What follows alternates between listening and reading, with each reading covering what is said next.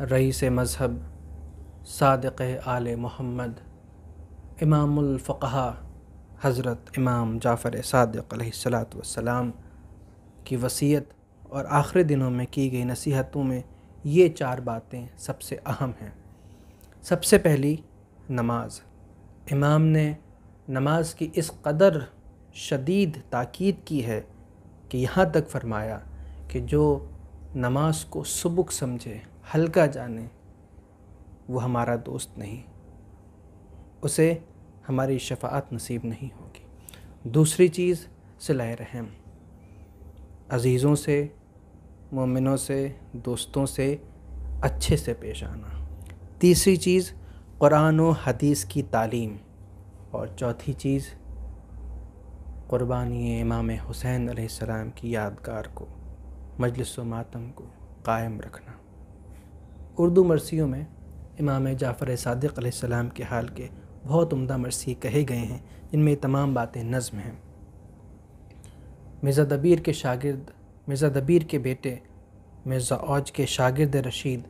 سید سرفراز حسین خبیر لکھنوی نے بھی امام کے ان آخری لمحات کو بہت پر اثر انداز میں ایک مرثی میں نظم کیا ہے۔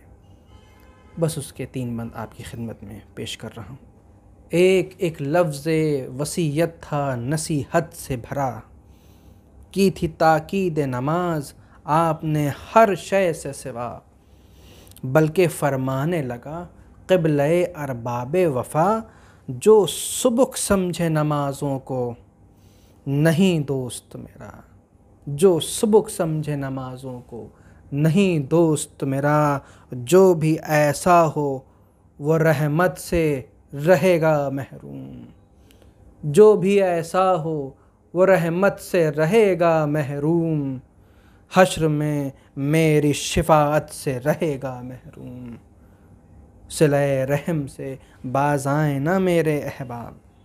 صلہ رحم سے باز آئیں نہ میرے احباب، درس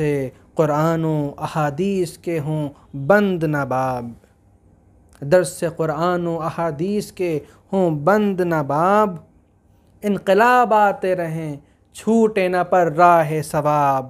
غم شب پیر میں ہے رونے رلانے کا ثواب، غم شب پیر میں ہے رونے رلانے کا ثواب،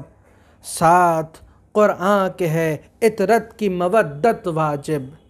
ساتھ قرآن کے ہے اطرت کی مودت واجب، سوگواران حسینی پہ ہے جنت واجب، سوگواران حسینی پہ ہے جنت واجب۔ پھر کہا موسی کاظم سے یہ بات دیدہ تر، میرے شیعوں سے نہ رہنا کبھی غافل دلبر،